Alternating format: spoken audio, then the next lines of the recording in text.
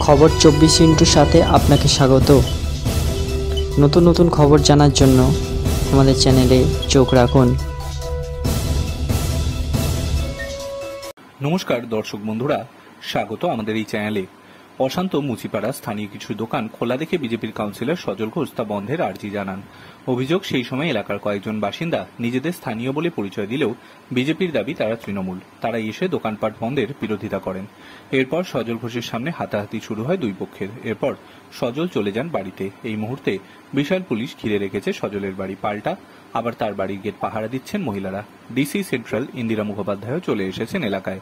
আজ সজল ঘোষ পরিদর্শনে বেরিয়ে দেখা যায় দোকানদারদের উদ্দেশ্যে বলছেন, দাদা আজ বন্ধ। আরও একজনকে বলতে শোনা যায়, বাকি দিনগুলো ভালো কাটাতে গেলে একটা দিন কষ্ট করতে হবে। এরপর এক মিষ্টির দোকানে ঢুকে বলেন, এই লড়াই আমার একার নয়, এই লড়াই সবার। এই সময় হঠাৎ করে দেখা যায় একদল তৃণমূল কর্মী সমর্থক এসে প্রশ্ন করেন, বন্ধ কিসের, কোনো বন্ধ হবে না। তারপরই পরিস্থিতি ধীরে ধীরে উত্তপ্ত হয়ে ওঠে। সজলের সামনে তৃণমূল বিজেপি দুই পক্ষই জড়িয়ে পড়ে হাতাহাতিতে। দেখা যায় একদল লোক জোর করে দোকান খোলার চেষ্টা করছে।